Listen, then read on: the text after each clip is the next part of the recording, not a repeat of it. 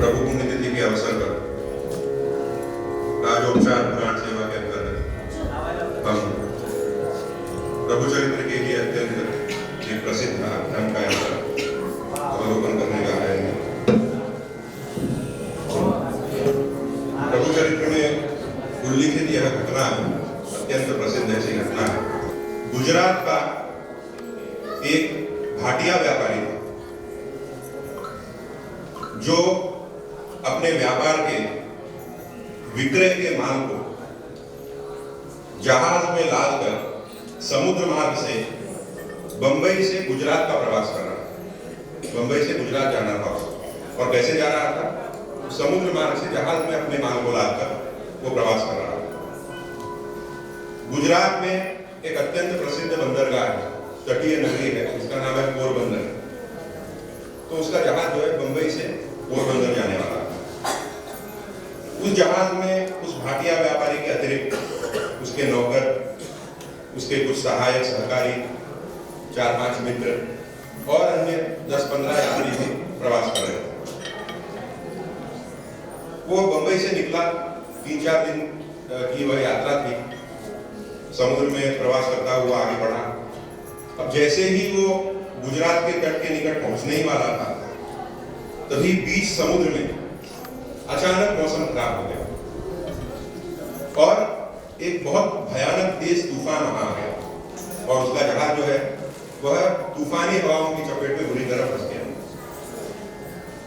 तेज तेज भयानक हवाएं, घनघोर बारिश के कारण उसके जहाज में आपने देखा होगा, पुराने जहाजों में जो कनात और पाल लगती थी, जिस पर्दे के जैसे जो कपड़े होते थे जिसके कारण जहाज आगे बढ़ता है, तो वो सारे कनात और पाल टूट टूट कर गिरने लगे और जहाज की भारी दुर्दशा हुई।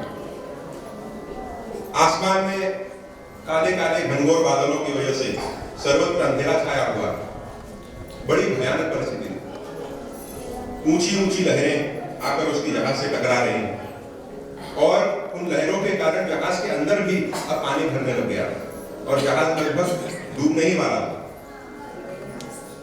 अब इन लोगों ने जो जहाज में सवार थे, भाटिया व्यापारी और उसके सारे सहकारी, इन्होंने जहाज को स्थिर रखने के लिए, सुरक्षित रखने के लिए अनेक उपाय किए, बहुत प्रयास किए बेचारे, लेकिन उनके सारे उपाय जो है विफल होते जा रहे और पानी का स्तर जहाज में बढ़ रहा है। तो अब उन्हें लगा कि अब यहीं पर हमारी जल समाधि होने वाली है, हम सब पानी में डूबकर यहीं मरने वाले हैं, ऐसा सबको लगा और सब विभोर होकर घबराकर चीखने चिल्लाने लगे, रोने लगे कि इस विशाल अथाह समुद्र में अब वो निस्सहाय थे, कौन था मदद करने वाला?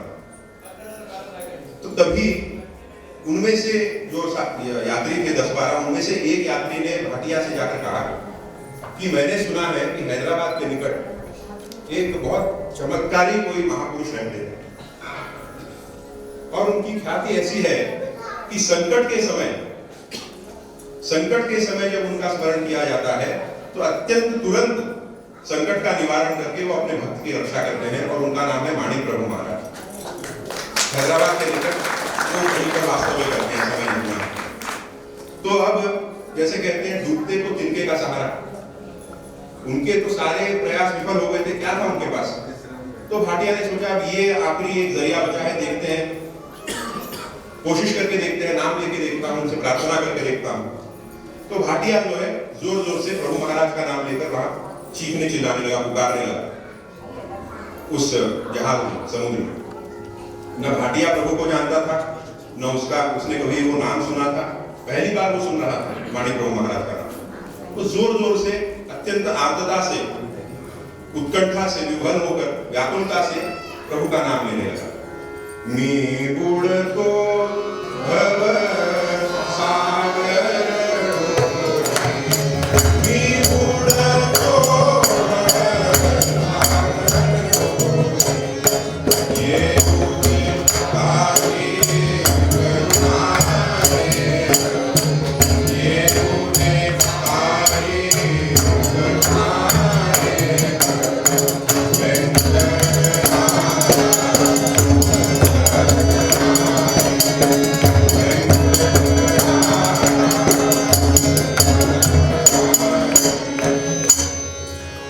इस तरह से अत्यंत व्याकुल होकर प्रभु का वह स्मरण करने लगा कि प्रभु हमारी रक्षा कीजिए।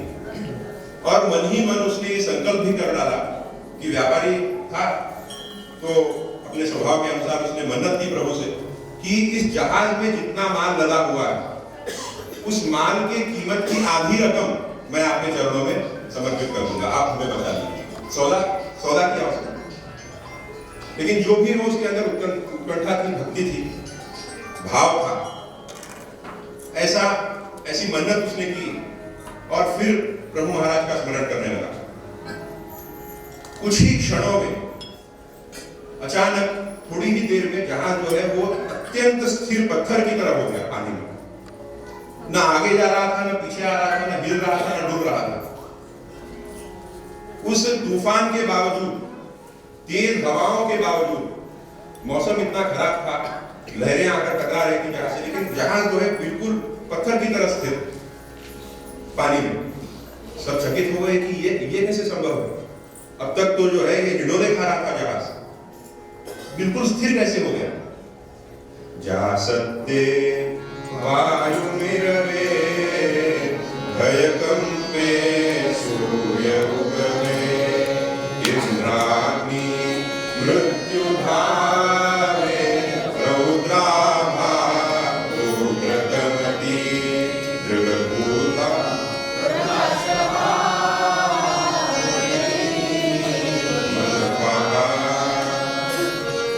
तो सबको अत्यंत आश्चर्य हुआ, रहस्य क्या है, ऐसे कैसे स्थिर हो गया जहाज एकदम। और वह जहाज जो है उसी तरह से बहुत देर तक स्थिर रहा। जब सारी हवाएं शांत हुई, लहरें शांत हुई, समुद्र शांत हो गया, मौसम बदल गया, तूफान चला गया, आसमान में फिर से सूरज की रोशनी चमकने लगी, तब वह जहाज जो है वो धीरे धीरे धीरे पानी में तैरता हुआ जाकर किनारे से लग गया। किसी को विश्वास नहीं हो रहा था कि उनकी जान बच गई। इतने घनघोर संकट से, इतने बड़े तूफान से वो सही सलामत तट से आकर लग गए, किनारा उनको मिल गया। किसी को विश्वास नहीं हो रहा। लेकिन भाटिया को ये पूरा विश्वास हो गया था कि ये सारी जो लीला है, ये जो चमत्कार है, ये प्रभु का ही चमत्कार है, प्रभु की लीला है। और उसके मन में उस दिन प्रभु महाराज के प्रति निस्सीम श्रद्धा और निष्ठा का उदय हुआ और उसने यह निश्चय कर लिया कि अब कुछ भी हो, जल्दी से जल्दी माणिकनगर जाना है, प्रभु महाराज के चरणों में कृतज्ञता अर्पित करनी है और ये मन्नत की जो रकम है उनके चरणों में अर्पित करनी है, उनके दर्शन लेने हैं। इस तरह से वो अत्यंत आतुर हो गया प्रभु दर्शन के लिए।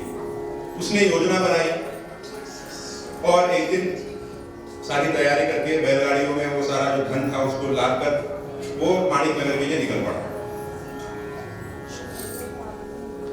चरित्र में उल्लेख है कि माणिकनगर के 4-5 कोस दूर तक जब वो आया तो वहां से वो साष्टांग नमस्कार करता हुआ, दंडवत प्रणाम करता हुआ आगे बढ़ने लगा। तो प्रभु जान गए कि मेरा भक्त इस तरह से आ रहा है, प्रणाम करता हुआ, दंडवत प्रणाम करता हुआ। तो तत्काल उन्होंने अपने एक शिष्य को भेजा, उसको मना किया कि ऐसा मत करने को कहो। गाड़ी में बैठकर आए या चलता हुआ तो आए। तो वो एक कोस की दूरी पर था जब उसे प्रभु महाराज का संदेश मिला, वहां से वो चलता हुआ पैदल माणिकनगर आया।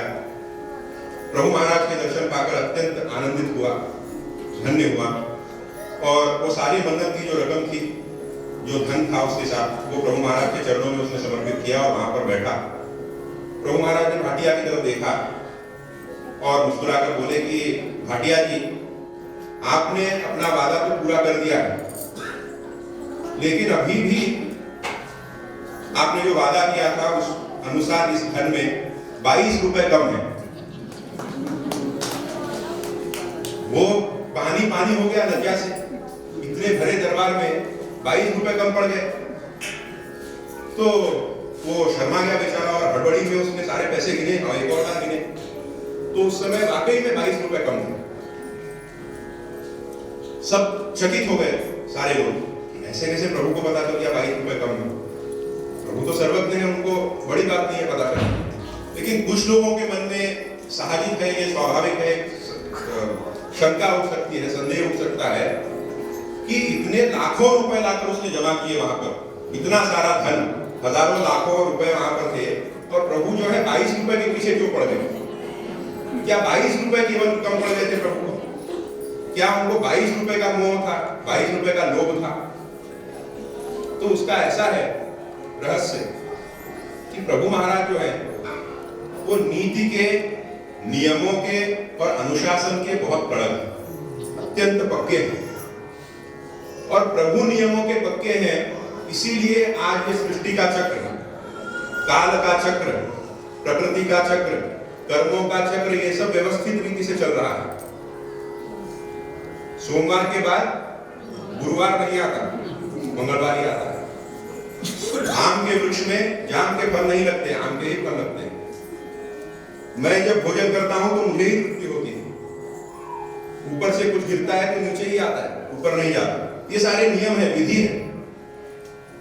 सारे जो ग्रह हैं वो अपनी अपनी गति से, नियमित गति से अपने अपने मार्ग पर चल रहे हैं। बहुत बड़ा चमत्कार है।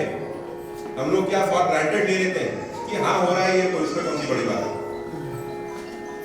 अगर प्रभु के पास नीति, नियम, अनुशासन, संतुलन न हो तो सारे ग्रह एक दूसरे एक सेकंड में, एक क्षण में टकरा जाएंगे और प्रलय में ये सारा सब कुछ नष्ट हो जाएगा।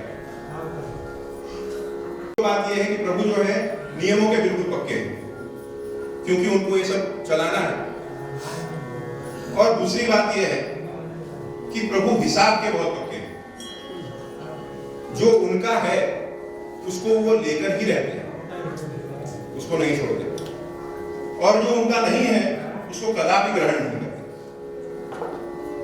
हुन्नाबाद का एक भक्त था, उसने एक मन्नत की थी, उसके चप्पल गुम हो गए थे।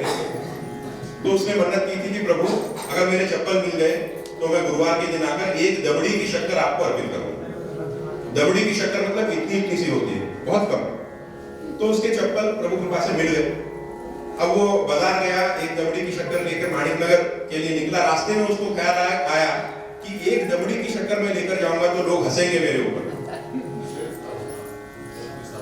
साहूकार था हुन्नाबाद का, तो इतने बड़े साहूकार एक दबड़ी की शक्कर लेके आए हैं, सब हंसेंगे। तो उसने क्या किया, फिर गया वापस बाजार में और एक पैसे की शक्कर लेकर आया। इतना इतना बूढ़ा होगा, एक पैसे की शक्कर लेकर प्रभु दरबार में आया। तो उसने वो एक पैसे की शक्कर प्रभु को अर्पित की। प्रभु महाराज ने क्या किया, भंडार खाने से तराजू मंगवाया।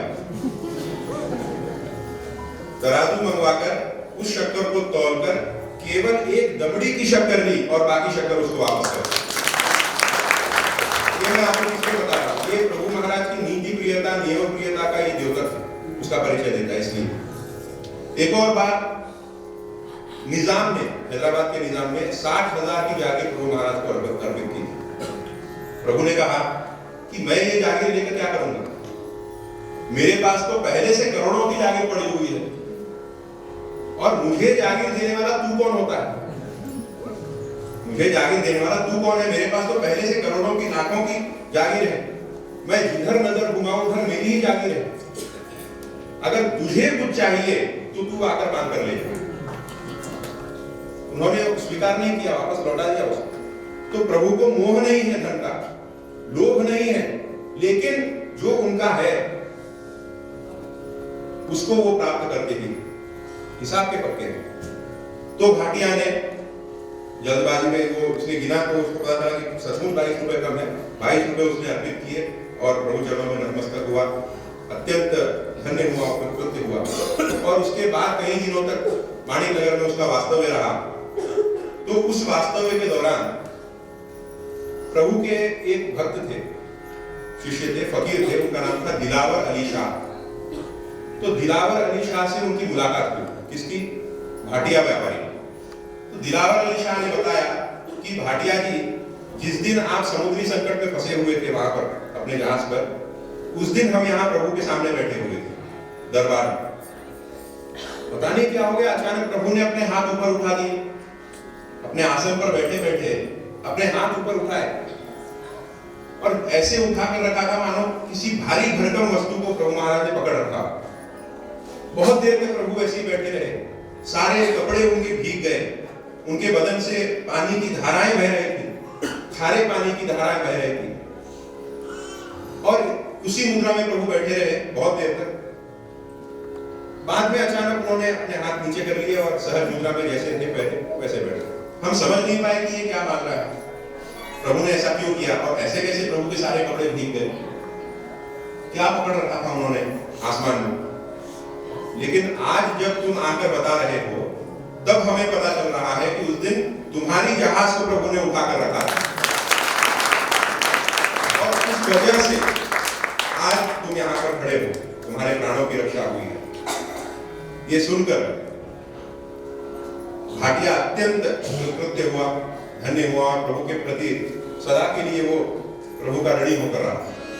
सिद्धता किया जीवन की सारथी भावे प्रभु जी, सारथी भावे प्रभु जी, हे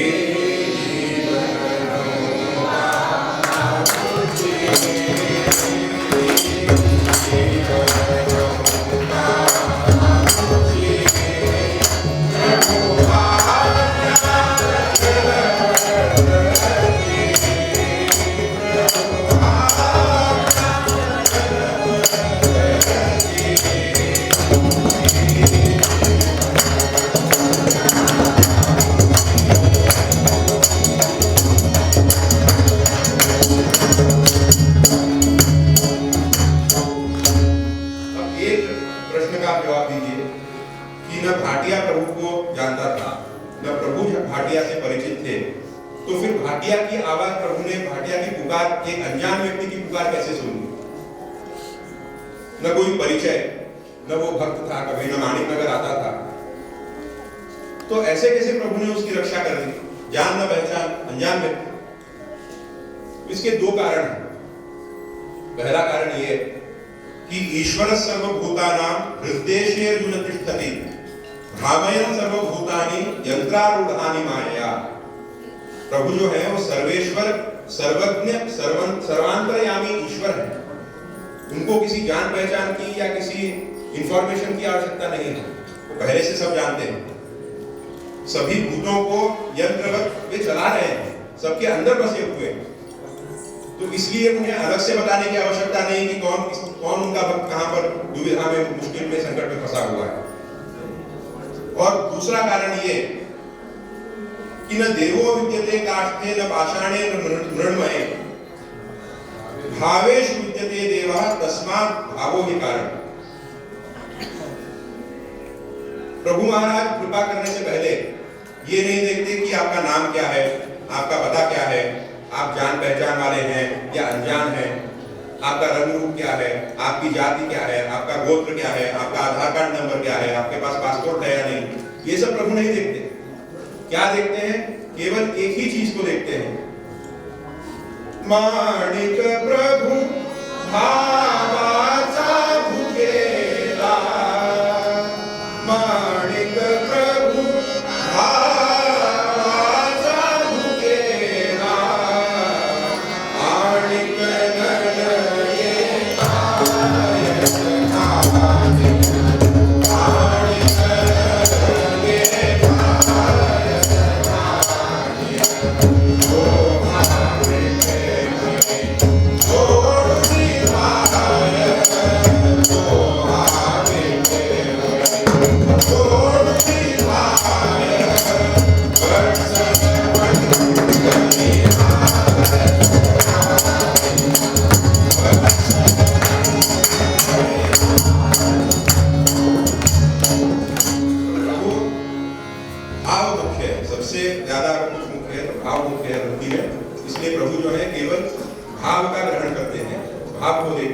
और भाटिया की पुकार में वह उत्कटता थी, वह भाव था, वह समर्पण भाव था, वह अनन्यता थी, शरणागति की भावना थी। इसलिए प्रभु महाराज ने उसकी रक्षा की।